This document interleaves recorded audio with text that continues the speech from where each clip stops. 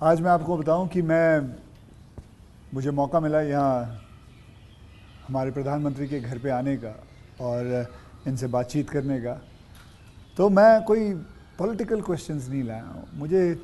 मुझे जानना है कि as a person, as a human being, एक इंसान के नाते हमारे जो प्रधानमंत्री हैं वो कैसे हैं, क्या खाते हैं, क्या बातचीत, मतलब उनकी पूरी दिन में जो सब चीज़ें होती हैं, मतलब पॉलिटिक को छोड़ के उसके बारे में मैं उनसे जानना चाहूँगा। तो सबसे पहले सर आपका बहुत बहुत धन्यवाद करना चाहता हूँ कि आपने मौका दिया है आपसे बात करने का।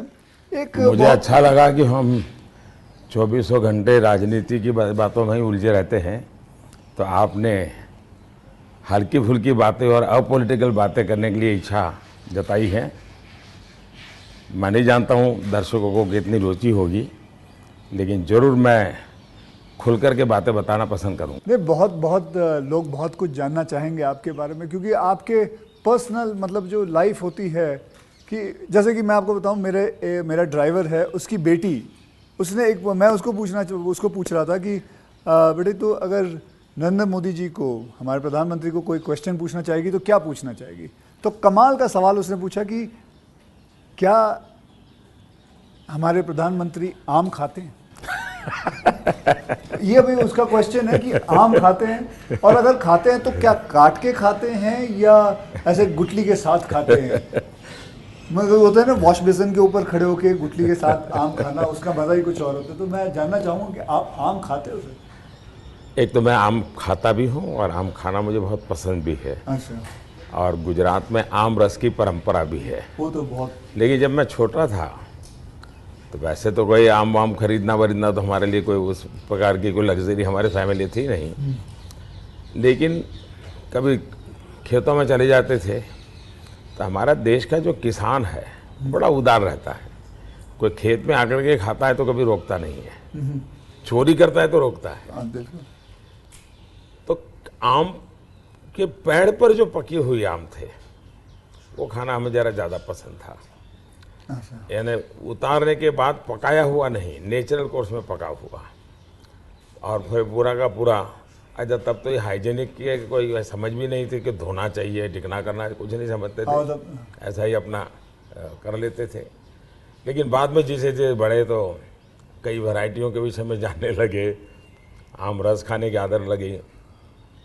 लेकिन इन दोनों मुझे कंट्रोल करना पड़ता है। अच्छा, अभी फिलहाल कंट्रोल? अब फिलहाल में मुझे सोचना पड़ता है कि इतना खाऊं या ना खाऊं। नरेंद्र जी, मैं आपसे ये पूछना चाहूँगा कि आपने कभी सोचा था कि आप प्रधानमंत्री बनेंगे? कभी आपने सोचा था?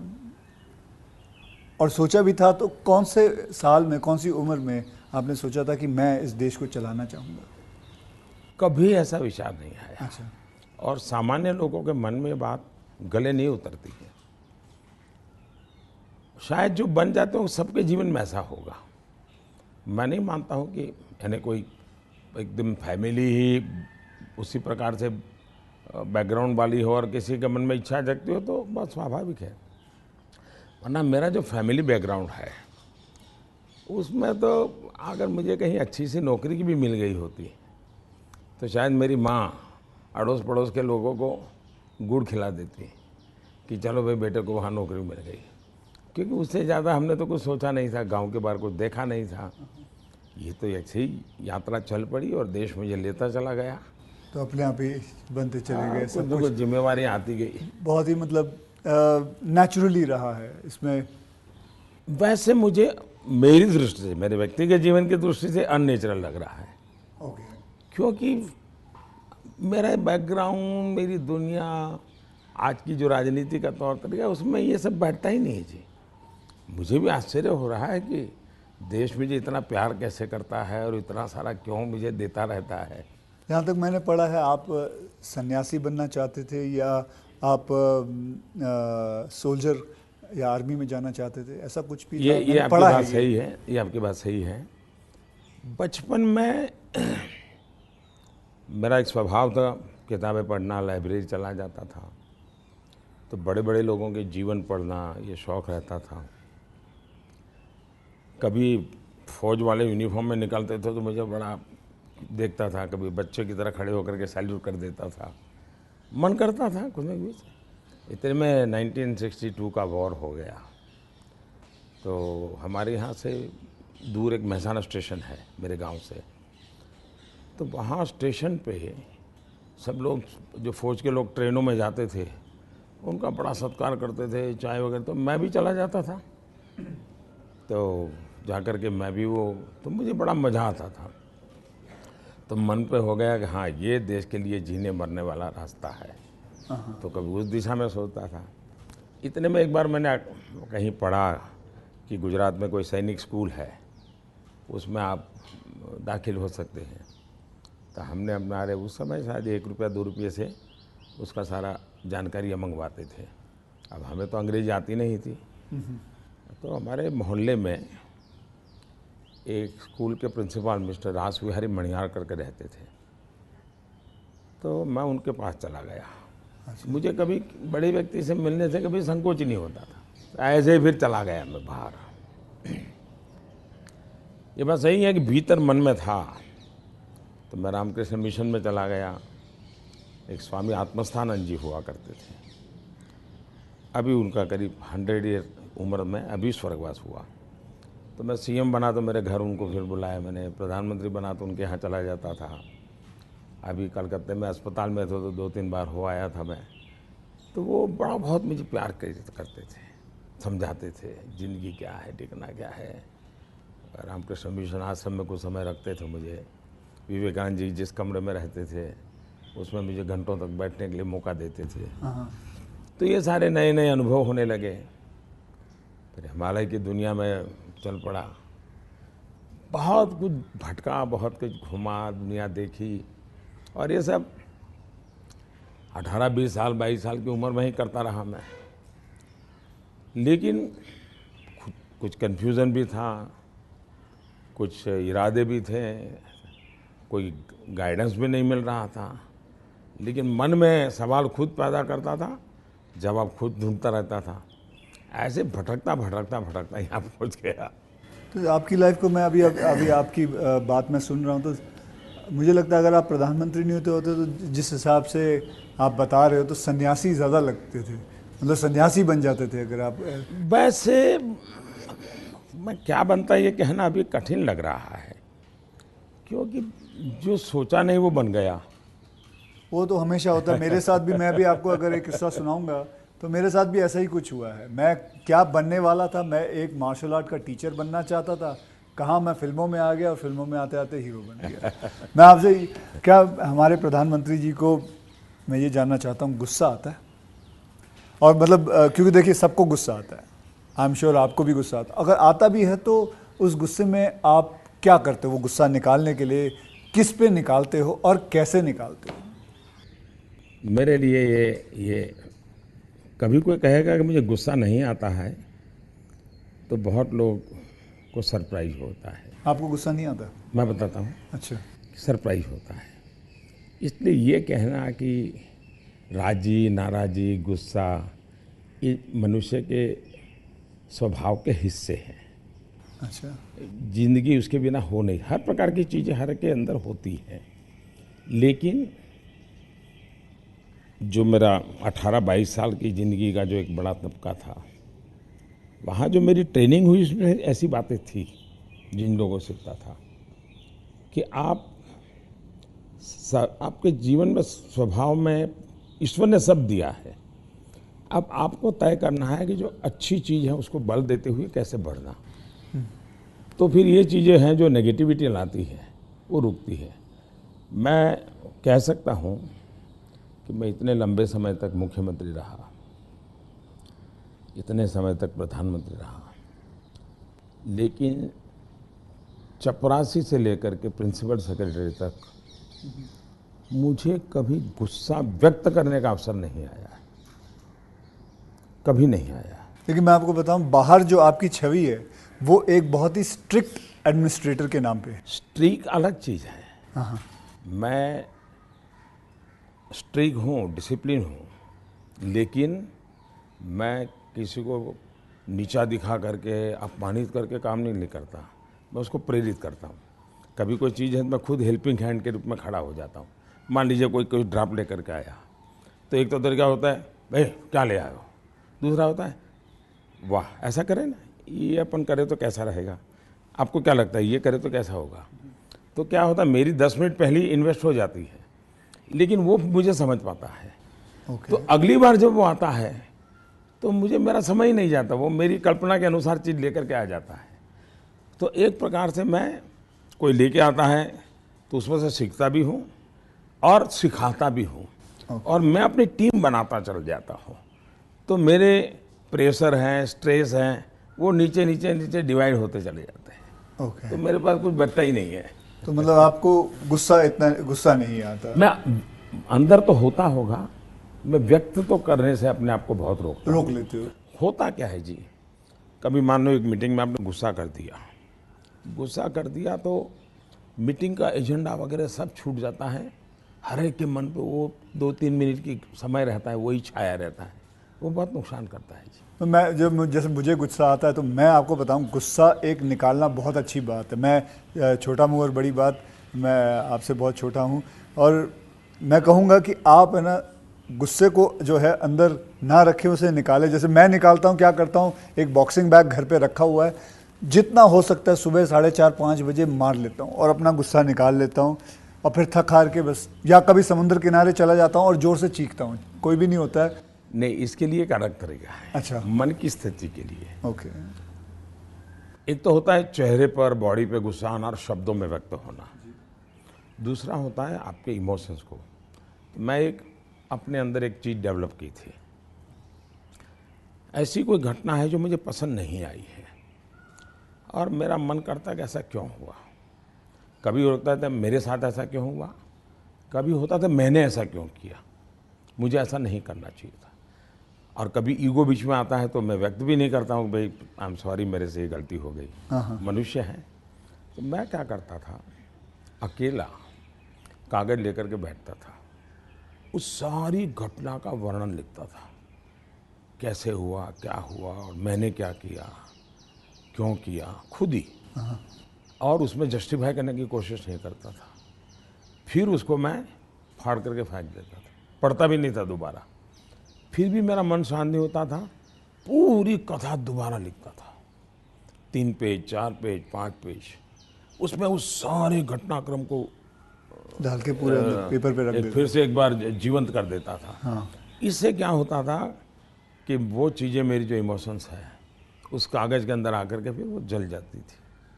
तो मैं एक प्रकार से फिर उस प्रक्रिया के दरमियान जो पहले मुझे सच लगता था कि मैं सच हूँ, 2-3 बार लिखने के बाद मुझे लगता है नहीं ये गलत है, मैं सच नहीं था, मैं ही गलत था। अच्छा, ये मैं आइडेंटिफाई कर लेता हूँ उसमें से।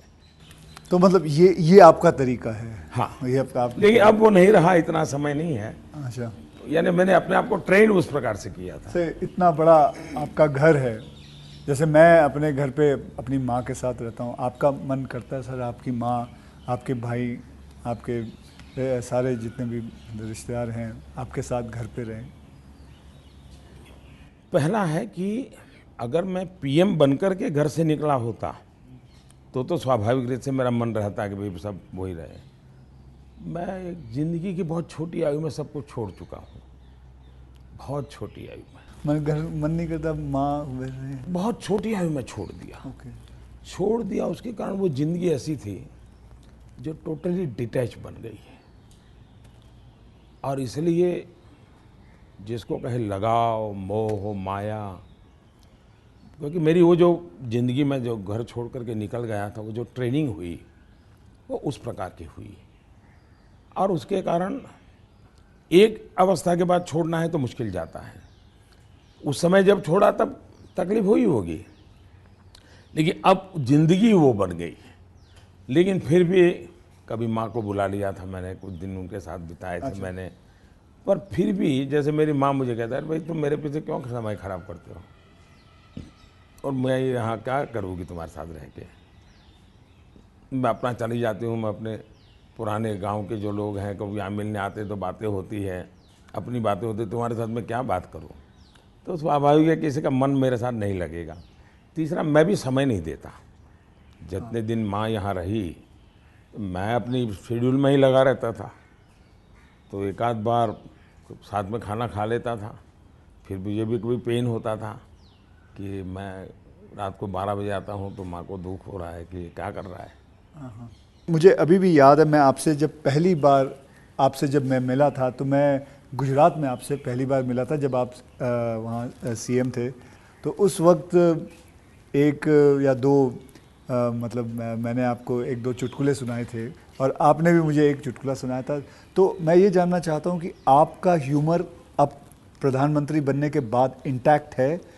आप ह्यूमर मेरे परिवार में मेरी एक विशेषता मैंने जैसे आपको बताया आपकी छवि बहुत स्ट्रिक्ट है। आपका मतलब मैंने आपके जो साथ में जो काम करते हैं कई लोगों से ऐसे ही बातचीत करते वक्त वो बातें यार बड़ा काम करवाते हैं, तो वो जो एक बहुत स्ट्रिक्ट एडमिनिस्ट्रेटर, एक स्ट्रिक्ट हेडमास्टर, ऐसा लगता है मतलब हाथ में छड़ी होगी उनके। तो अभी भी आपका ह्यूमर एक बात तो ये जो छवि बनाई गई वो सही नहीं है। अच्छा, वो अलग बात है। सही नहीं है। और कोई ये कहता है कि मैं काम करवाता हूँ, शायद वो सही रूप में एनालिसिस नहीं कर रहे हैं जी। वो ये कहे कि हाँ काम बहुत करना पड़ता है, उसमें सच्चाई है। ओके। लेकिन मैं किसी को दबाव नहीं करता हूँ।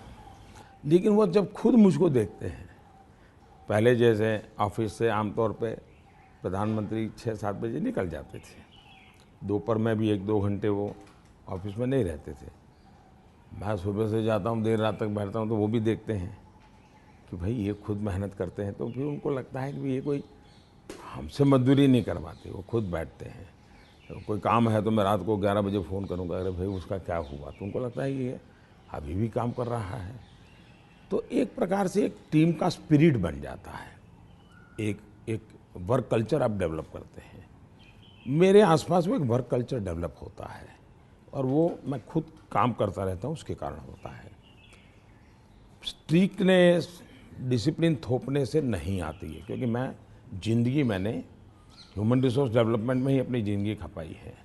आप लोगों को अच्छा झूठ बोल कर इम्प्रेस भी नहीं कर सकते हो लंबे अरसे तक। वो सब देखते हैं आपको कि या बात ऐसी करते हो, करते ऐसे हो, तो आप जैसे हैं वैसे रहो और उनसे काम करिए। हाँ, मैं काम के समय काम में रहता हूँ, इसलिए इधर उधर की बातें समय ख़राब नहीं करता हूँ मैं। दूसरा, मान लीजिए मैं मीटिंग कर रहा हूँ और कोई मोबाइल फ़ोन अपना समय बिगाड़ रहा है, तो मैं फिर उनकी तरफ जा, अच्छा बताइए अभी मैं जो विचार कह रहा था क्या हुआ, तो उनका ध्यान नहीं था। तो उनको लगता था मोबाइल फ़ोन में मैं ट्विटर देख रहा था। तो तब से मेरी मीटिंग में लोग समझ गए कि मोबाइल फ़ोन लेके नहीं जाना चाहिए। मैं किसी से भी मिलता हूँ, कोई भी व्यक्ति आएगा, मेरा कभी बीच में फ़ोन नहीं आता है जी। मैं किसी को नहीं कहता। मानता हूँ, मैं भी आपसे 2-3 बार मिला हूँ, आपने मतलब इट इज। तो ये मैंने डिसिप्लिन खुद के जीवन में लाया, तो सामने वाले को लगता है कि यार ये टोटली मेरे लिए डेडिकेटेड टाइम था, इन्होंने कोई उपयोग नहीं किया। इन चीज़ों का एक प्रभाव पैदा होता है।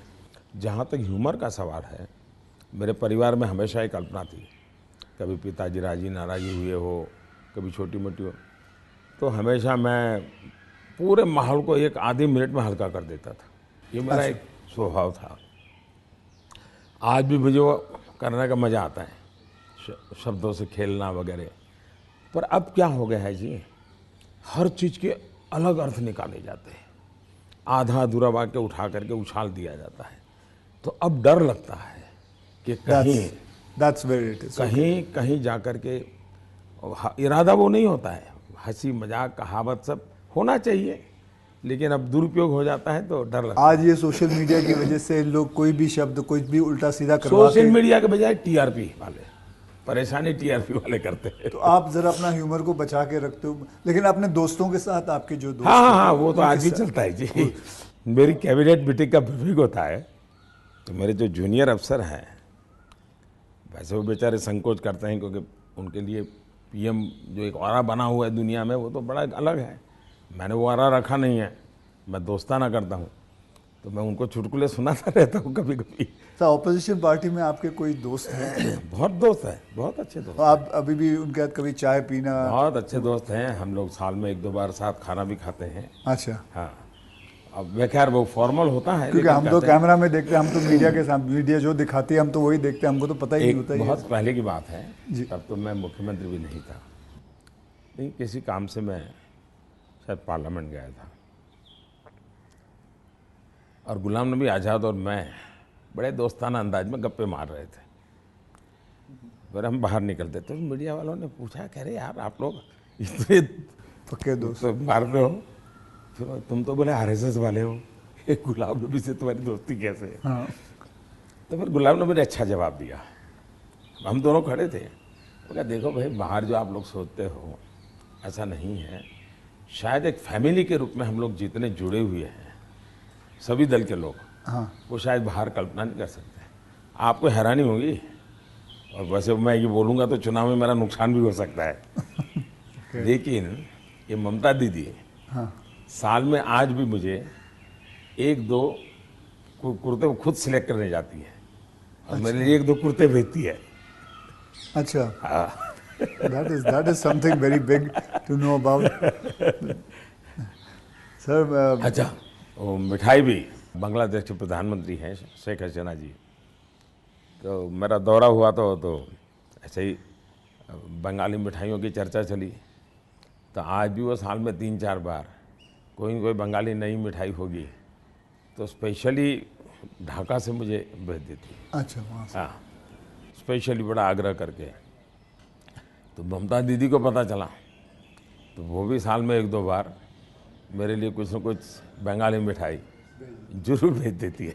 मोदी जी, मैं आपसे एक बात जानना चाहूँगा। मैंने ये सुना है, जब मैं पिछली बारी आई थिंक पिछले साल मैंने ये सुना था कि जब आप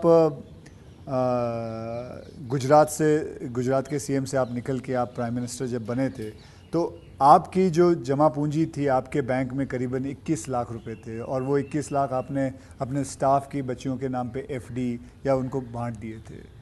तो आज मैं जानना चाहूँगा, आप नहीं भी जवाब दे सकते हैं, आज आपका बैंक बैलेंस कितना है? एक तो ये आधी अधूरी बात है। अच्छा। आधी अधूरी इसलिए है कि जब मैं गुजरात से सीएम के रूप में निकला, वैसे मेरा कोई बैंक अकाउंट नहीं था। सीएम बनने के बाद एमएलए बना तो मेरा तनख्वाह आना शुरू हो गया। आपकी बैंक अकाउंट नहीं? उसके पहले नहीं था कुछ। अच्छा। हाँ। हाँ, एक बचपन में निकाला था, तो वो भी एक बड़ी लंबी कथा है। मेरी स्कूल में, वहाँ मेरे गांव में एक देना बैंक का ब्रांच खुला, तो स्कूल के अंदर वो देना बैंक के लोग आए थे। उन्होंने सब बच्चों को एक गुल्लड़ देते, कुल्लड़ बोलते, गुल्लक दिया, और बच्चों को कहा भाई इसमें आपको पैसे डालना है और हर महीने बैंक में जमा कराना, आपके नाम से पैसा जमा होगा।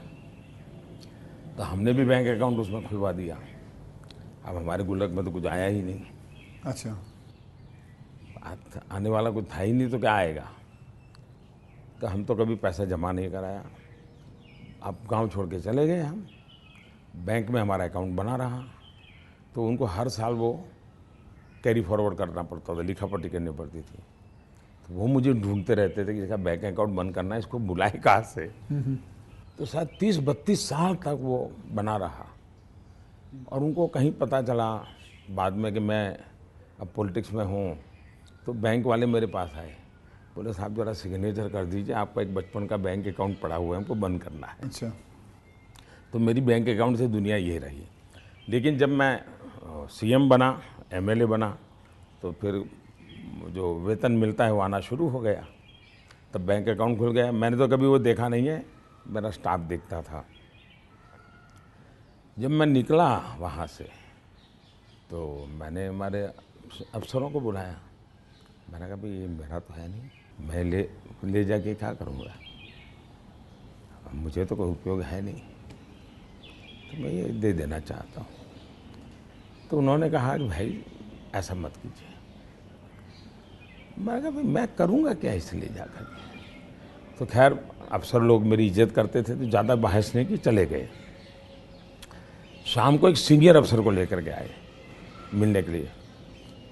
फिर उन सब ने तीन लोग थे, ये समझाया कि बोले देखो मोदी जी, ठीक है आपको ज़रूरत नहीं पड़े, लेकिन आपके ऊपर इतने कोर्ट केसेस चल रहे हैं गुजरात में, वकील भी इतने महंगे होंगे हैं, आपको कभी न कभी पैसों की ज़रूरत पड़ेगी।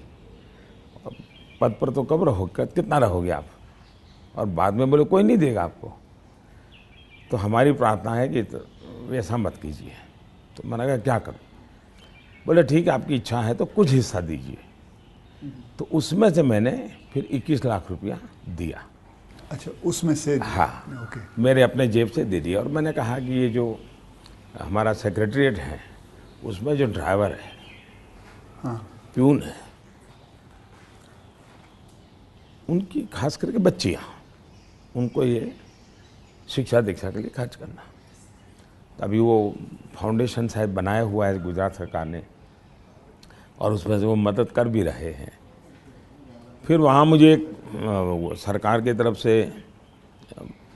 एमएलए को एक प्लॉट मिलता है। ओके। पैसों से मिलता है लेकिन कम खर्चे में। हाँ। वो प्लॉट मिला तो मैंने पार्टी को कहा भाई ये ले लो आप, मैं आपको दे देना चाहता हूँ, मुझे कुछ चाहिए नहीं। तो मेरी वो प्रक्रिया चल रही थी। फिर पता चला कि वो मामला तो कहीं सुप्रीम कोर्ट में लटका पड़ा है, शायद वो ज़मीन किसी को दे नहीं सकते, इस प्रकार का कुछ है। वो मुझे पूरा याद मालूम नहीं, क्योंकि मैं इस चीज़ों में रुचि नहीं लेता। लेकिन जब भी वो क्लियर हो जाएगा तो मैंने वो भी पार्टी को देना तय किया हुआ है। साहब सच में गुजराती है ना, क्योंकि गुजराती जो होते हैं वो पैसों के लिए बहुत सही रहते हैं। मतलब मैं नहीं मानता कि मतलब आपने अपना प्लॉट दे दिया, आपने पैसे दे दिए, तो आप, क्योंकि मैं आपको, अगर आप इजाज़त दें तो मैं एक छोटा चुटकुला सुनाना चाहता हूँ। जी जी जी। एक गुजराती आदमी था, बुज़ुर्ग आदमी था, वो मर रहा था। तो वो कहता है, मेरी गुजराती ज़रा इतनी ठीक नहीं है, लेकिन वो कहता है कि मारो दीकरो क्यां छे, मतलब मेरा बेटा तो बेटा अगर डैडी हूँ यहाँ छूँ, मारी दीकरी क्यां छे, डैडी हूँ यहाँ छूँ, मेरी बीवी कहाँ है, मैं भी यहाँ हूँ, आप तीनों यहाँ हैं तो दुकान पे कौन है? तो सारे के सारे इधर ही आ गए हो, तो मेरे दुकान पे कौन है? क्योंकि मैं मानने को तैयार नहीं हूँ कि, क्योंकि मैंने देखा है गुजरात, मेरे बहुत सारे गुजराती दोस्त हैं, गुजराती जो होते हैं वो अपने पैसों को बहुत सही संभाल के रखते हैं, वो अपने पैसों से दूर नहीं रहते। मैं आपको एक चुटकुला सुना दूँ। जो ठीक है, ये बहुत बड़ी बात। ओके। हमारे यहाँ चुटकुला चलता है कि एक बार प्लेटफॉर्म पर ट्रेन आई, रेलवे ट्रेन में। हाँ। तो ऊपर ही बर्थ पे कोई पैसेंजर सोया हुआ था। तो उसने देखा स्टेशन आया, तो उसने खिड़की में आवाज़ लगा के बाहर किसी को पूछा कि भाई कौन सा स्टेशन आया। तो उसने कहा 4 आना दोगे तो जवाब दूंगा। तो बोले जवाब की जरूरत नहीं, अहमदाबाद होगा। समझ गया मैं, बिल्कुल। तो ये बिल्कुल बात सही है। और एक बताता हूँ, ये किसी की आलोचना करने के लिए नहीं है, लेकिन कोई भी अर्थ निकाल सकता है, और ये सत्य घटना में से बना हुआ चुटकुला है। बहुत साल पहले, वैसे मेरी जिंदगी ऐसी थी, ये हाफ स्लीव का कुर्ता और पैजामा, जूते और थैला, यही से मैं रेलवे में भटकता रहता था, और दाढ़ी रहती थी। तो मैं पुणे स्टेशन पे उतरा। अच्छा। और कोई मेरे पास ज़्यादा सामान तो था नहीं, मेरा एक वो झोला था, एक अखबार था हाथ में। तो मैं पैदल चला जा रहा था, मुझे पुणे में आरएसएस दफ्तर में जाना था। तो मैं पैदल ही जा रहा था। तो एक ऑटो रिक्शा वाला धीरे धीरे धीरे धीरे साथ चलता गया। फिर करीब 100-200 मीटर गया होगा, और उसने, मेरा ध्यान गया, मैं कही ऐसे कैसे चला रहा हो स्लोली मेरी स्पीड से। मैंने कहा भाई आपकी ऑटो रिक्शा खराब है, क्या प्रॉब्लम है आपका? तो उसने कहा साहब आप नहीं बैठोगे? मैंने कहा क्यों, मैं तो पैदल जा रहा हूँ। तो बोले आप समाजवादी हैं? मैं कहा नहीं, मैं तो अहमदाबादी हूँ। हाँ। तो मैंने कहा क्यों समाजवादी क्यों? ये बोले समाजवादी लोग, बोले हमारे पुणे के समाजवादी जो लोग हैं वो स्टेशन में पब्लिक के सामने ऑटो रिक्शा में नहीं बैठते हैं, दूर जाके गुपचुप बैठ जाते हैं। ऐसा क्यों?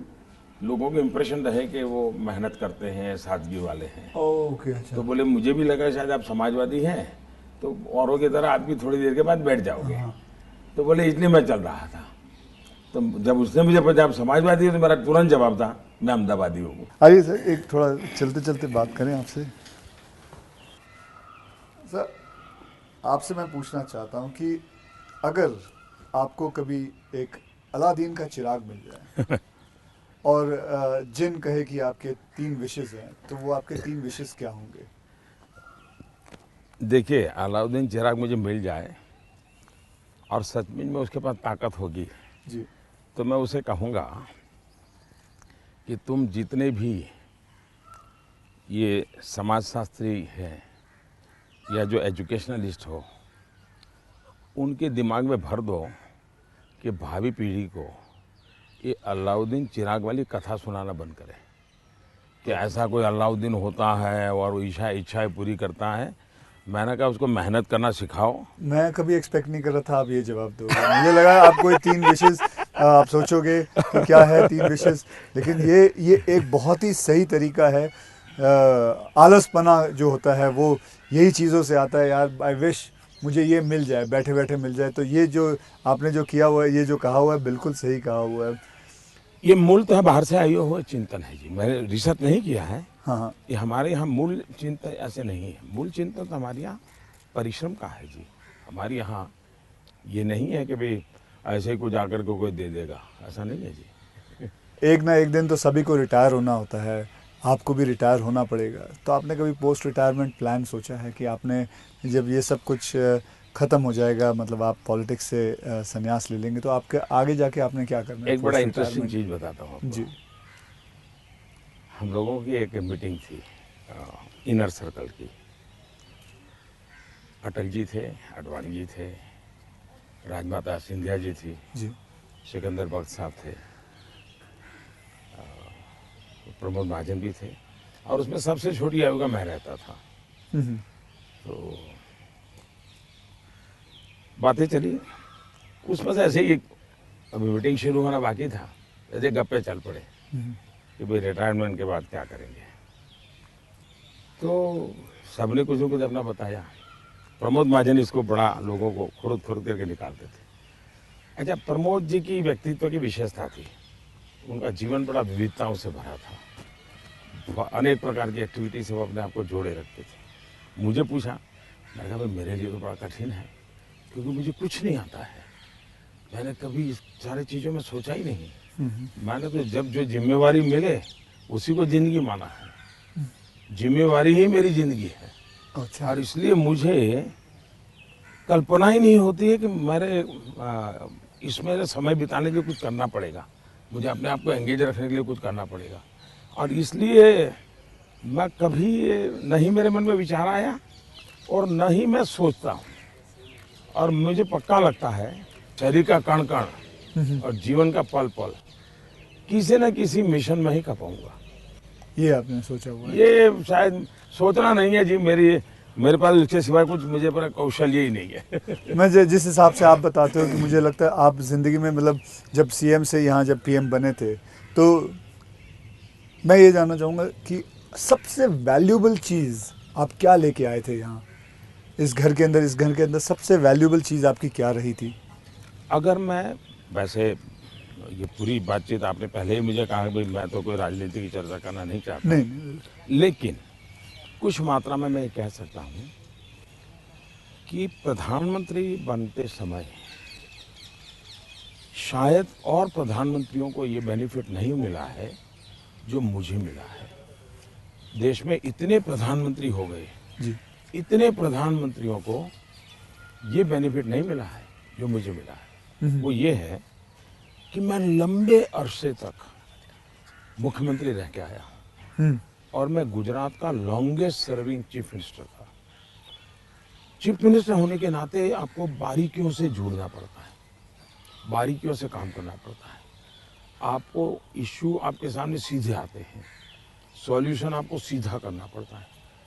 ये तजुर्बा शायद मेरे पहले के किसी प्रधानमंत्री को नहीं मिला। इतना सद्भाग्य नहीं मिला। देवगौड़ा साहब मुख्यमंत्री रहे थे, लेकिन बहुत अल्पकाल के लिए। मैं बहुत लंबा रहा हूँ। मैं समझता हूँ कि इसने मुझे देश की सेवा करने के लिए बहुत बड़ी संबल दिया, बहुत बड़ी ताकत दी है। ये मैं अपना एक मान सकता हूँ कि वहाँ से मैं लेकर के आया, ये जो देश के काम आ रहा है।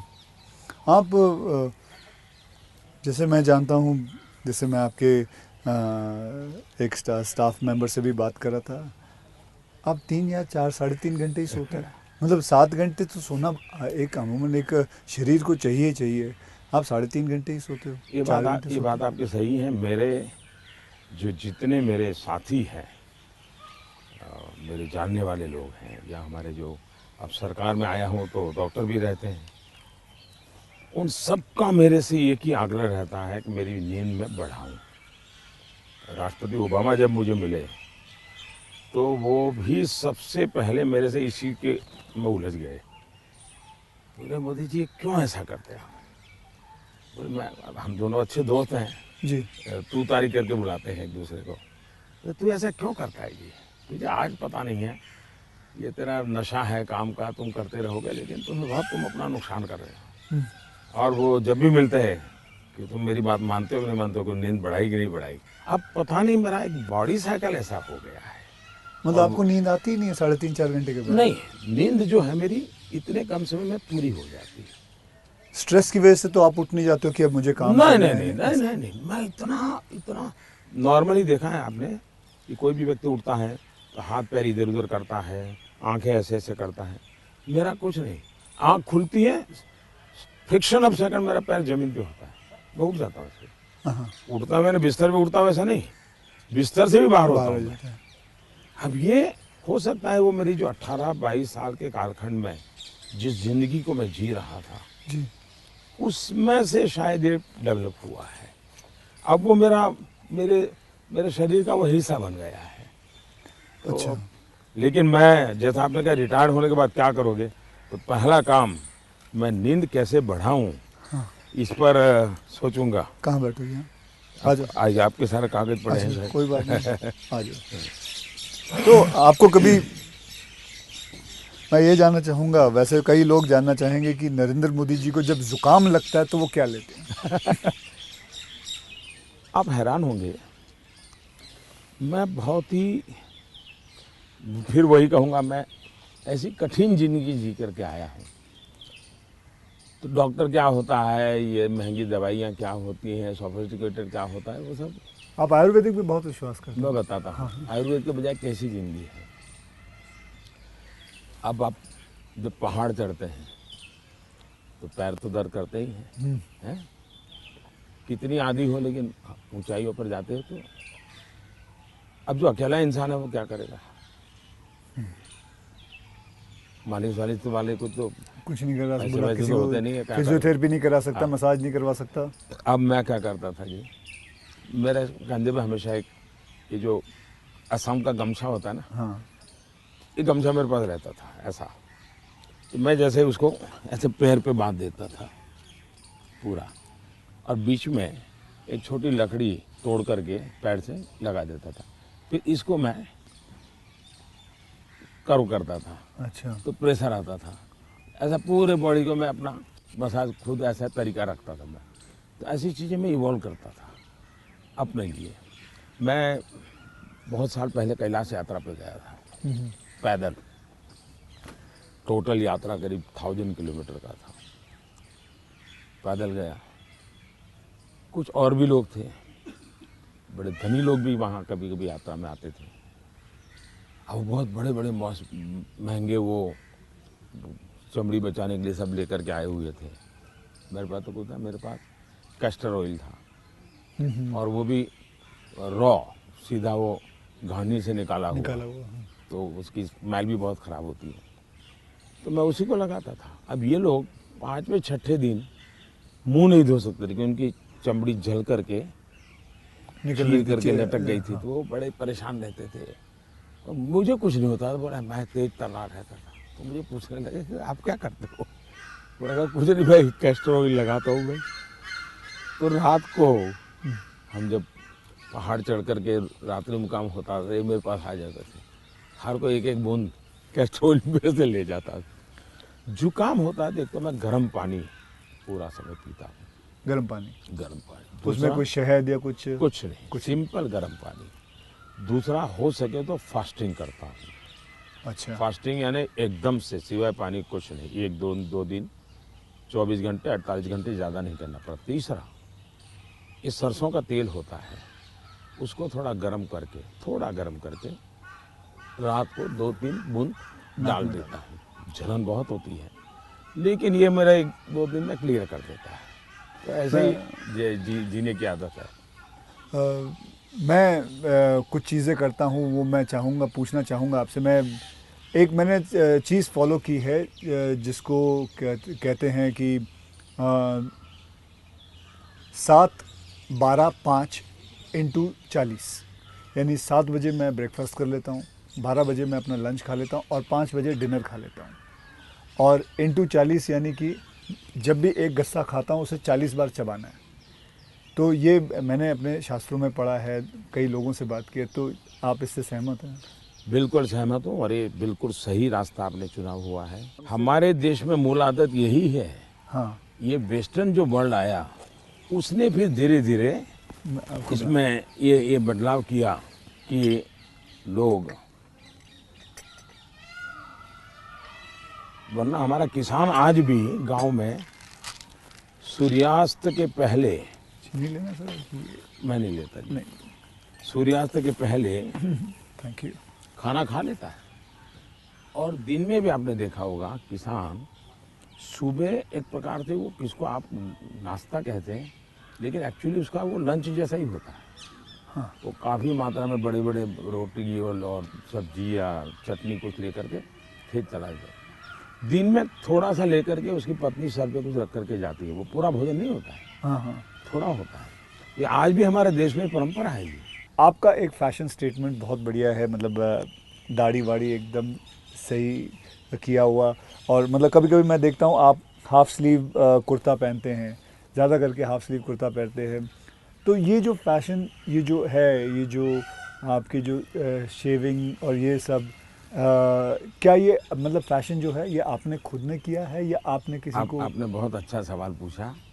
जैसे मैं बहुत स्ट्रीक हूँ, गुस्सा करता हूँ, ये जो एक छवि बनाई गई है, वैसे दूसरी छवि मेरे इन कपड़ों की दुनिया को लेकर के बनाई गई है। दरअसल क्या है, मैं छोटी बैग में मेरी ज़िंदगी थी और मैं ट्रैवलिंग करता रहता था। जी, आपने बताया झोले में। और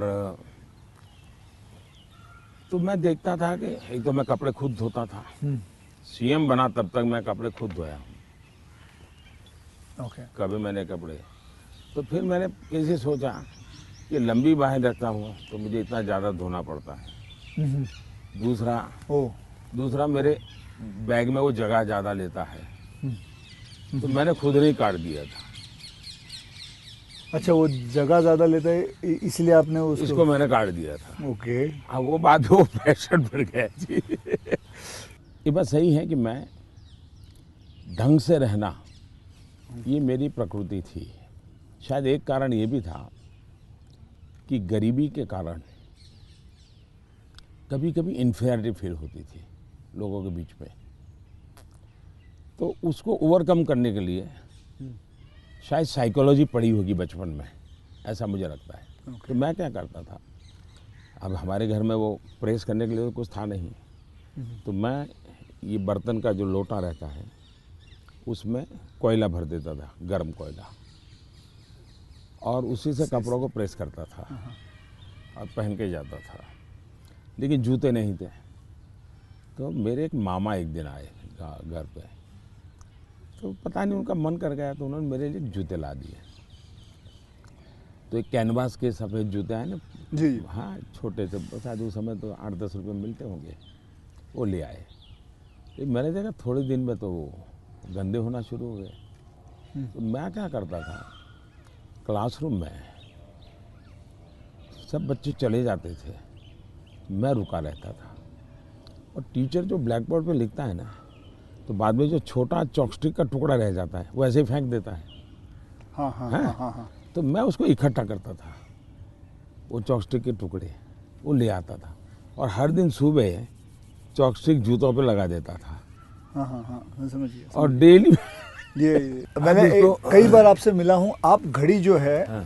वो अभी तो आपने सही पहनी हुई है, लेकिन घड़ी आप ज़्यादा करके ऐसे पहनते हो। घड़ी मैं सही पहनता हूँ क्योंकि मुझे मीटिंगों में बैठना पड़ता है ना, हाँ, तो मैं नहीं चाहता हूँ किसी को पता चले कि मैं ऐसे घड़ी देख रहा हूँ, उसको इंसल्ट फील होता है जी।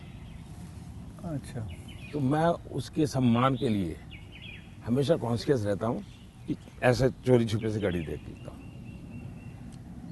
आप कोई बैठा है बात कर रहा है और घड़ी देखते हैं तो मतलब कि आप उसको इशारा करो भी बहुत हो गया जाओ। तो आप ऐसे रखते हो। हाँ, तो ये मेरे मन में ऐसा है कि ये किसी का एक प्रकार के हिडन वे में, मतलब बहुत माइन्यूटली आप लेकिन आप मानते हो, मैंने आपको ऑब्जर्व किया कि आप घड़ी उल्टी पहनते हो। मैं देखा था कई आपने कई सही बार देखा। देखा आपने कि आप घड़ी उल्टी पहन के आपने सही देखा। मोदी जी, मैं आपसे ये जानना चाहूँगा कि ये जो सोशल मीडिया का आजकल तो पूरा ज़माना है, एंड मैंने देखा है कि आप काफ़ी एक्टिव रहते हैं, लेकिन जो आपको लोग प्रश्न पूछते हैं या लोग आपसे बात करते हैं, तो आप खुद देखते हो ट्विटर या इंस्टाग्राम, ये सारी चीज़ें आप देखते हो सर?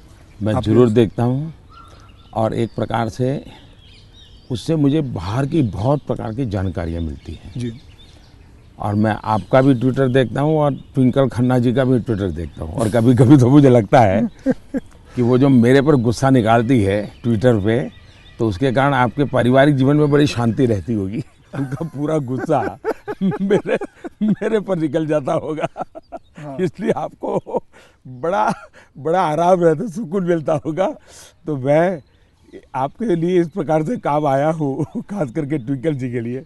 और शायद ट्विंकल जी को पता नहीं होगा, उनके नाना जी, चिनू भाई, चुन्नी चिनू भाई, उनसे मैं मिला था। अच्छा, ये तो बहुत पहले। बहुत पहले की बात। और कारण क्या था, ये बड़ा इंटरेस्टिंग है। जी। गुजरात में एक बहुत बड़ा अकाल पड़ा था, तो हम लोग कुछ न कुछ सामाजिक काम करते थे। उसमें हम लोगों को ये बटर मिल्क के केंद्र चलाते थे, छाछ पीने के लिए गर्मी में लोगों को। हाँ, बटर मिल्क, तो वो मूल सुरेंद्रनगर जिले में हम बहुत बड़ी मात्रा में करते थे। तो उस एक कार्यक्रम में मुंबई में एक सज्जन थे, मिठाई के बहुत बड़े व्यापारी थे, नाम तो मैं भूल गया, वो उनको लाए थे और उन्होंने डोनेशन भी दिया था। हाँ। और हमने ऐसे छाछ केंद्र चालू किए थे बटर मिल्क के, ओके। बहुत बड़ी मात्रा में। जैसे पानी की परब रहती है वैसे छाछ की परब रहती थी और हर गरीब व्यक्ति वो। तो उस समय मैं उस सेवा के काम में लगा था और उस समय इनके नाना जी वहाँ आए थे, तो उस समय मेरी उनसे मुलाकात हुई थी। अच्छा, तब मुलाकात। काफ़ी बातें हुई थी उनके साथ, तो मेरा उस प्रकार से उनसे परिचय रहा है। तो आप मतलब खुद भी पढ़ते हो और लोगों को बिल्कुल, मैं जवाब पढ़ता देते भी हो? हूँ और मज़ा लेता हूँ। आपको वैसे मैं जब आप अपने ऊपर कोई मीम्स बने हुए देखते हो, जो सोशल मीडिया पे मीम्स आते हैं, तो वो मीम देख के आपको हंसी आती है? वैसे आपने कहा गुस्सा तो आता नहीं ज़्यादा करके, लेकिन वो जो मीम्स आप देखते हो तो आपको कैसा लगता है? जैसे देखो, मैं कुछ 4-5 मीम लेके आया हूँ, ये देखिए। ये लिखा है, this T seller can give nation unity, equality, safety, prosperity. तो ये एक है। इसमें लिखा हुआ है, चटनी के बिना ढोकला है बेकार, अब की बार मोदी सरकार। ये देखिए, मेरे ही सारे फ्रेटर्निटी के लोग आए थे, आपसे मिले तो सबके चेहरे पे यहाँ लगा दिया है जय श्री राम। ये आपने देखा कभी? ये मैंने नहीं देखा, ये आज देख रहा हूँ। अच्छा, ये नहीं देखा आपने? तो ये रोहित शेट्टी जो है, ये एक्शन डायरेक्टर हैं, मीट्स नरेंद्र मोदी जी, और अगले दिन आपको उन पर इतना असर पड़ा, सीधा मोटरसाइकिल लिया आपने, निकल पड़े। तो ये मीम देख के आपको कैसा लगता है? मैं एंजॉय करता हूँ। मैं उसमें मोदी को कम देखता हूँ, क्रिएटिविटी को ज़्यादा देखता हूँ। हाँ, तो मुझे उस क्रिएटिविटी के प्रति, यानी मेरा घोर भी विरोध होगा, मुझे बड़ा मजा आता। क्या बड़े सटीक तरीके से कहा है उसने। मतलब बहुत अच्छी क्रिएटिविटी उनकी है, मतलब क्या सोचते हैं ये लोग, और यूं झटके में सोचते हैं। हाँ, फ्रिक्शन ऑफ सेकंड जी। मैं आपको बताऊं, आप और मैं भी बात कर रहे हैं, जब सोशल मीडिया का ये सबसे बड़ा बेनिफिट मुझे ये है कि मुझे कॉमन मैन की जो सेंस है, हाँ, उसकी जो क्रिएटिविटी है, उसका एनालिसिस है, ये समझने में बड़ा। वरना क्या होता है, ये बनी बनाई लोगों की जो परोसी हुई चीज़ होती थी, जी, 5 स्टार फूड जैसा होता था वो, ये एक प्रकार से फुटपाथ पर का जो चने चबेने और पकौड़ा होता है, हाँ हाँ, वैसा सोशल मीडिया का मटेरियल होता है। फिनिश नहीं होता, लेकिन उसमें से आपको सच्चाई हाथ लग जाती है। मैं तो ये वेट कर रहा हूँ जब ये आएगा तो इसके ऊपर भी बड़े मीम्स बनेंगे, हाँ, इसके ऊपर भी बड़े मीम्स बनेंगे। तो आप तो खैर तैयार है, मैं मुझे मेरे लिए पहली बार होगा ये, मतलब। कुछ लोग होते हैं इंटेंशन से आपको चुभे इसलिए करते हैं, जी जानबूझ करके। उस समय आपने अपने आप को संतुलित रखने से उसके सारे इरादे फेल हो जाते हैं हाँ हाँ और वो उसकी नींद हराम कर देते हैं।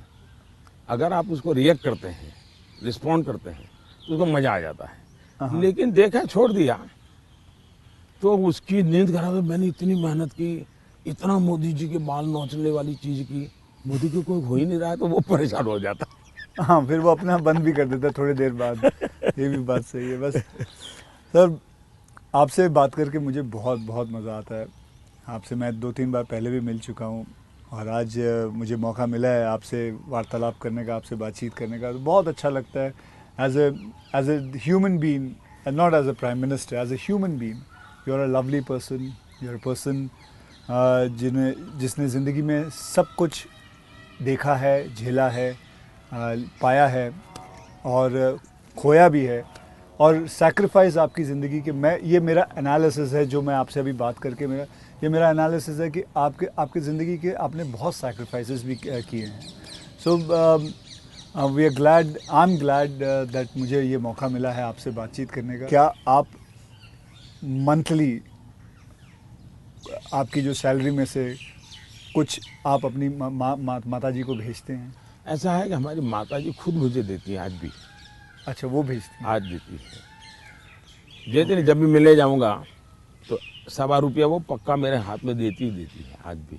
अच्छा, और वो हमसे कभी अपेक्षा नहीं करती, कभी अपेक्षा नहीं करती, उनको ज़रूरत भी नहीं है। दूसरा, शायद मैं एक ऐसा मुख्यमंत्री भी रहा और एक ऐसा प्रधानमंत्री रहा हूँ, मेरे परिवार पर का कोई खर्चा सरकार पर नहीं है, वरना बाकियों को परिवार का मेडिकल हेल्प मिलता है सब, मेरे परिवार कुछ लेता नहीं, कुछ नहीं लेता है। मैंने, हाँ ये बात है, बिल्कुल बिल्कुल। तो ये एक प्रकार से, लेकिन इसका मतलब ये नहीं कि कोई माँ के प्रति लगाव नहीं है, ऐसा नहीं है, लेकिन जीवन ही ऐसा बन गया है कि मैंने अपने आप परिवार, पूरा देश को अपना परिवार बना लिया है, इसी में लगा रहता हूँ, यही काम करता रहता हूँ। मोदी जी, मैं ये जानना चाहूँगा कि आपको, मतलब बचपन में ऐसा कौन सा खेल था जो आप खेलते थे? मैं बचपन में संघ की शाखाओं में जाता था। अच्छा। संघ की शाखाओं में बड़े अच्छे वैज्ञानिक खेल होते हैं। अच्छा। बड़े वैज्ञानिक, जिसमें टीम स्पिरिट आए, जिसमें जैसे एक खेल होता है, ये सब सर्कल में बैठते हैं, फिर जो ये हमारा लीडर होता है वो पूछता है कि आपकी राइट साइड पे जो बैठा है उसकी एक क्वालिटी बताओ। ओके। अब है तो खेल, लेकिन आपको उसके कारण कॉन्शियसनेस आता है कि हाँ भाई दूसरे के गुणों को देखना चाहिए। अब खेलते खेलते ही डेवलपमेंट होता है इंसान का, और इसलिए मुझे बचपन में संघ की शाखाओं में खेलों के द्वारा टीम स्पिरिट क्या होती है, रिस्पॉन्सिबिलिटी शेयर करना क्या होता है, ये खेल है संघ में, बहुत बढ़िया खेल है। वो परंपरागत खेल है, कोई संघ वालों ने ढूंढे ऐसा मैं नहीं कह रहा हूँ, ये बहुत बहुत काम आते हैं। दूसरा, मैं योगा से ज़्यादा जुड़ गया, फिजिकल एक्टिविटी के रूप में कहे तो, लेकिन मैं इंडिविजुअल खेल के बजाय ग्रुप वाले खेल को हमेशा पसंद करता रहा, क्योंकि वो एक प्रकार से आपके व्यक्तित्व को अलग से डेवलप करते हैं। जो इंडिविजुअल खेल होता है वो आपको एक अलग प्रकार का डेवलपमेंट करता है, वो गलत करता है ऐसा मैं नहीं कह रहा हूँ, लेकिन अलग प्रकार का करता है। टीम के अंदर खेलने से अलग प्रकार का होता है, आपको एडजस्ट करना पड़ता है, आपको साथ चलना पड़ता है, आपको किसी की लीडरशिप करनी होती है, आपको सबॉर्डिनेट को संभालना होता है। तो ज़िंदगी जीने के लिए ग्रुप वाले गेम्स खेलने चाहिए। ओके। इंडिविजुअल कितना ही हम बड़े चल जाएं, लेकिन ग्रुप वाले खेल जरूर खेलना चाहिए, ये मेरा मत रहता है। जी, आपने कभी गुल्ली डंडा खेला है? बिल्कुल खेलता था गुल्ली गाँव डंडा में। खेलते? हाँ हमारे यहाँ गांव में खेलते थे, फिर कंचे खेलते थे। हाँ, लेकिन ज़्यादातर मैं तैरने के लिए चला जाता था, मुझे पानी पसंद था, अच्छा। तो तैरने के लिए चला जाता था।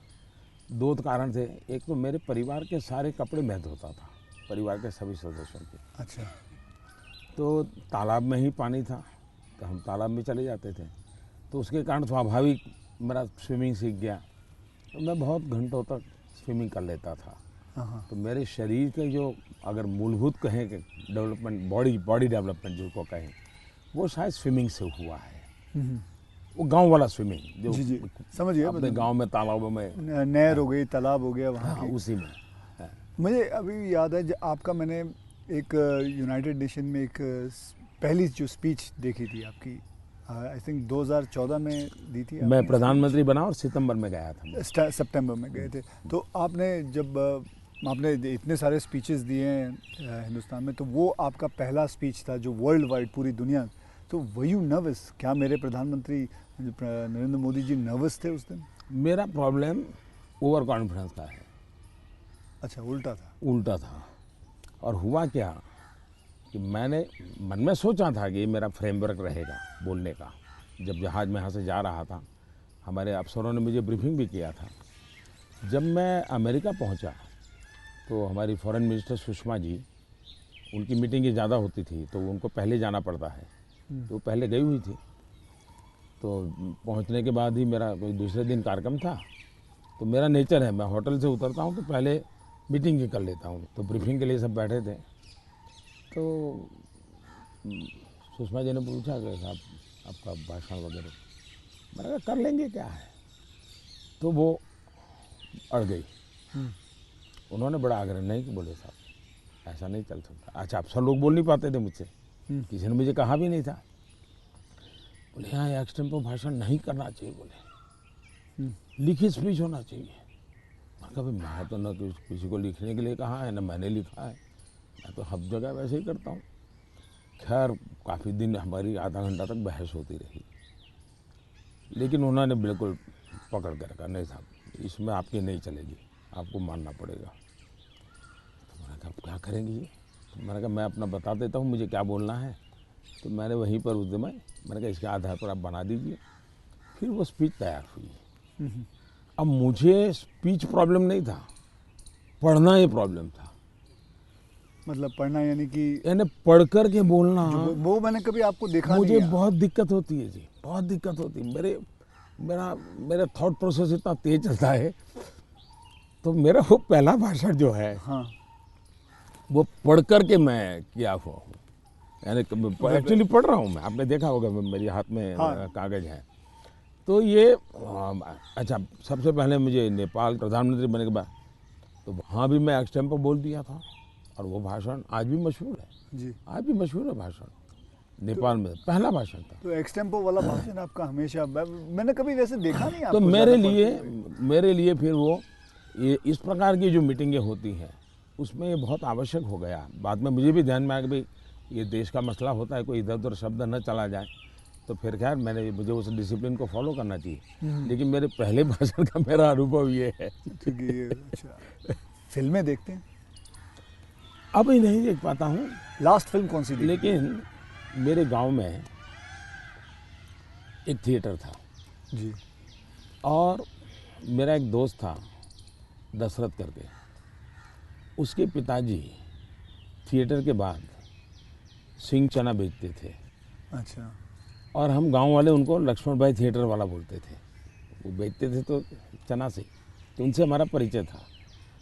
तो हम वहाँ जाके बैठते थे, और अगर थिएटर में दर्शक कम है और जगह बची है तो फिर वो थिएटर के बाहर ही बैठते थे। तो वो मालिक को कह देते कि ज़रा इन बच्चों को बिठा दो ना। तो फिर वो मुफ्त में हमको थिएटर में जाने का मौका मिल जाता था। वो लक्ष्मण भाई जो सिंह चना बेचते थे उनके कारण। तो मैं और हमारा वो दोस्त है दशरथ, तो हम दोनों जाके बैठ के मूवी देखते थे। तो बचपन में मूवी देखने का यही एक हमारा तरीका था। बाद में तो ज़िंदगी ऐसी बन गई तो कोई मौका नहीं मिलता। लेकिन शायद एक अमिताभ बच्चन जी आए थे जब मैं सीएम था। अच्छा। तो उनका बड़ा आग्रह था एक पा फिल्म शायद। जी बिल्कुल। तो देखने के लिए उनके साथ में चला गया था। एक बार अनुपम जी खेर आए थे, उन्होंने टेररिज्म को लेकर के एक फिल्म बनाई थी, सीएम था मैं, टेररिज्म को लेकर के एक फिल्म बनाई थी, वेडनेसडे शायद, हाँ वेडनेसडे, हाँ, तो वो मैं उनके साथ देखने चला गया था।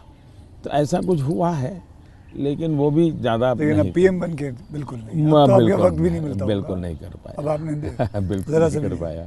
कि मैंने एक फिल्म बनाई थी, आपको मैंने हल्का सा कुछ बताया भी था पहले कि टॉयलेट एक प्रेम कथा पे फिल्म बनाई थी, और मैं खुद देख नहीं पाया, लेकिन मैंने लोगों को बहुत कहा हाँ वो कि देखो भाई सामाजिक जीवन पर कैसे फिल्में चल सकती है और बन सकती हैं। हाँ वो कमर्शियल हिसाब से मैंने पूरे बनाए थे, बल्कि गाने वाने वगैरह ये माँ पिता सब कुछ उसमें रखा हुआ था, और नहीं, मैसेजिंग, सोशल मैसेजिंग था, वो अच्छा था।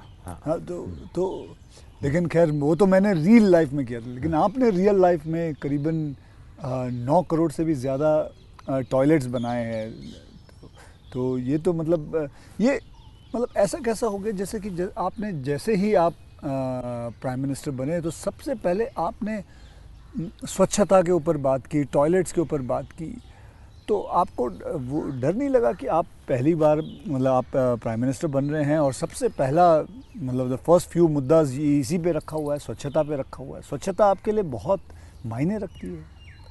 मैं मेरे जीवन में मैंने गांधी जी वगैरह जो पढ़ा है, और कुल मिला के मैं देखता हूँ कि हमारे देश में बीमारी, गरीबी, इन सब की चीज़ों के साथ हेल्थ बड़ा सबसे बड़ा विषय है। लेकिन प्रिवेंटिव हेल्थ के लिए 2 चीज़ें मैं देखता हूँ, एक स्वच्छता और एक फिटनेस। आप अपने शरीर को फिट रखिए, बनाइए, तो बाकी आर्थिक रूप से बोझ बनता नहीं है ज़िंदगी, उस प्रकार से जिए। पर्सनल हाइजीन में तो हमारे यहाँ शास्त्रों के कारण, संस्कारों के कारण, घर में आओ तो पैर धो करके आओ, हाथ धो, मंदिर में जाते हो तो नहा करके जाओ, सब बहुत सिखाया जाता है। सोशल हाइजीन के प्रति हम उदासीन रहे हैं। और भारत जैसा देश दुनिया में, अगर इतना बड़ा दुनिया को देने के लिए टूरिज्म डेवलप नहीं हो रहा है, एक कारण है गंदगी जी। वैसे भी किसी भी समाज के लिए शोभा नहीं देता है। तो मेरे मन में एक बड़ी चीड़ है, और मैंने सोचा इसको एक जन आंदोलन बना देना चाहिए, और देश को गर्व होना चाहिए, हम लोगों को गर्व होना चाहिए कि हमारे देशवासियों ने इस कार्यक्रम को अपना बना लिया।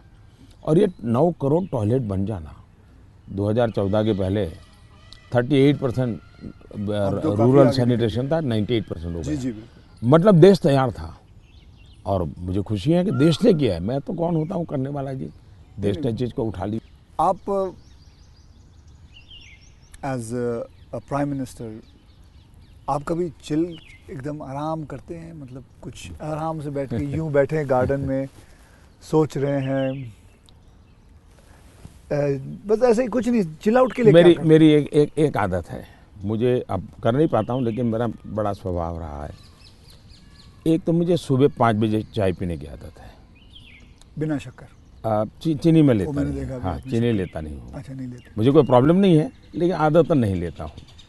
दूसरा, मुझे शाम को 6 बजे, दिन में किसी के साथ कटसी के लिए बैठ गया, थोड़ा ले लिया 2 घूंट, तो अलग बात है, चाय की आदत नहीं है।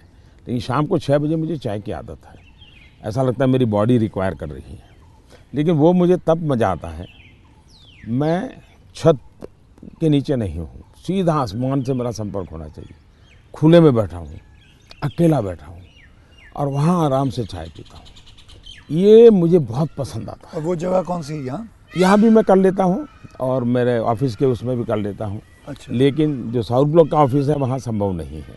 वहाँ तो एकदम से वो बंद कमरा है। लेकिन ये मेरी पसंद की जगह काम है। दूसरा, एक चीज़ मैंने बहुत की थी, और जो जैसा आपने कहा रिटायरमेंट के बाद क्या करोगे, तो उस काम को ज़्यादा करूँगा। पहले मैं रेगुलर करता था, मैं कभी दिवाली नहीं मनाता था जी।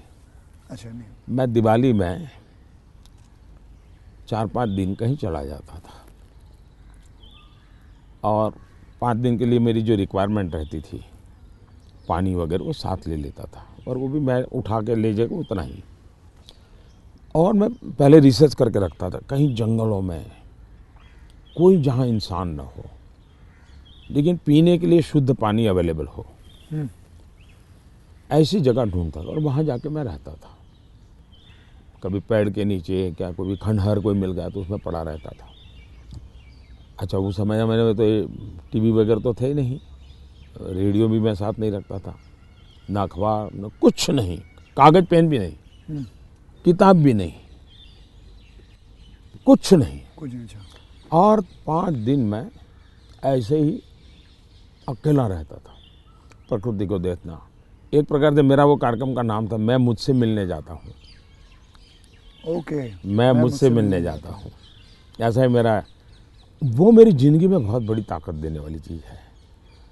तो कई वर्षों तक अब नहीं कर पाता हूँ, अब तो क्या SPG वगैरह ऐसा कवर हो गया है, ज़िंदगी अलग हो जाती है, लेकिन बहुत सालों तक मैंने ही किया है और मैं उससे बहुत ताकत पाता था। और जो विचार आए आने देता था, किसी विचार को टिकना है तो टिकना, कुछ लिखता भी नहीं था, ऐसे ही रहता था। तो यही मेरा एक तरीका रहता था। आपका और मेरे में कॉमन यही है कि आप चाय बेचते थे और मैं जी वेटर था। दोनों के आप और मेरे में ये भी है कि हम दोनों के कोई गॉडफादर नहीं थे, हम अपनी ज़िंदगी अपने टर्म्स और कंडीशंस पे बनाई है बस। तो ये रहा है बस। जब मैं चाय बेचता था बहुत कुछ सीखने को मिला मुझे, बहुत लोगों से मिलने का मौका मिलता था, हर एक के स्वभाव को समझता था। बिना कारण जो चाय पीने वाला है गुस्सा करता था, डांट देता था, तो इन चीज़ों को सीखने में बहुत काम आया। लेकिन एक चीज़ मैंने बहुत मज़ेदार है मेरी ज़िंदगी की, मैं जब लोगों से हिंदी में बात करता हूँ तो बहुत सरप्राइज करते। मुझे हमारे सिकंदर बख्श साहब थे, बीजेपी के लीडर जी, वो मुझे हमेशा कह रहे हैं, यार मोदी तू इतनी बढ़िया हिंदी कैसे बोल लेता है, तू तो बोले गुज्जू है, ये तेरा मुरारजी, वो दोस्ताना है तो बहुत बड़ी आयु के थे, बोले तेरा मुरारजी इतने साल तक यहाँ रहा लेकिन उसको हिंदी बोलना नहीं आता है, ऐसा मुझे। तो उसका कारण ये था कि मैं चाय बेचता था तो मेरे गांव में ये जो ट्रेनें तो बहुत कम आती थी, लेकिन ये जो मालगाड़ी होती है, जो माल ढोती है, वो ज़्यादा आती थी। और मुंबई में जो भैंसों का तबेले रहते हैं, उसके जो दूध बेचने वाले लोग हैं वो क्या करते हैं, दूध जब भैंस देती है तब तक मुंबई में रखते हैं, बाद में वो गांव में आके छोड़ देते हैं। वो भैंसों को लाना ले जाना एक बड़ा कारोबार चलता था। तो वो आते थे और वो बेचारे घास वास उसी में भरते थे, उसी में रहते थे और भैंसों को ले जाते थे। एक व्यक्ति आएगा तो 3-4 दिन रहना पड़ता था। हम उनको चाय चाहिए, हम चाय देते थे। उनसे बातें करते करते मैं हिंदी सीख गया। अच्छा, फिर वो क्या करते थे, अपना म्यूजिक की कुछ चीज़ें ले आते थे, तो शाम को वो चौपाइयाँ वोपाइयाँ अपना भजन कीर्तन करते रहते, तो मैं कभी जाके बैठ जाता था। तो मुझे उसके कारण नॉर्थ के कल्चर से परिचय आया। तो एक प्रकार से चाय ने मुझे ये लैंग्वेज सिखा दी। तो आप ये जो सॉन्ग की बात आई, आप कभी कोई हिंदी गाना गुनगुनाते हो अकेले में? गुनगुनाना तो नहीं होता है, लेकिन मैं जब चाहता तो मेरे मन पे जो कुछ गीत है, ज्योति कलश छल के, या ये पवन वेग से उड़ने वाले घोड़े, ऐसे जो गीत थे बहुत पुराने, तो बहुत अच्छे लगते थे। आज के कोई गाने नहीं गुनगुनाते? आज तो पता ही नहीं मुझे। मुझे आपसे बात करके चलिए, बहुत मज़ा आया। देश के लोगों के लिए काम आएगा कुछ बातें नई ये बहुत सारी चीज़ें काम में आएंगी, इसमें बहुत सारी चीज़ें। लेकिन मुझे अच्छा ये लगा कि ये चुनावी आपाधापी तू मैमे के बीच ये भी एक कुछ पल होता है। तो जो आप पूछते हैं ना कैसे रिलैक्स होते हो, ये भी तरीका है रिलैक्स होने का। बहुत रिलीफ रहेगा।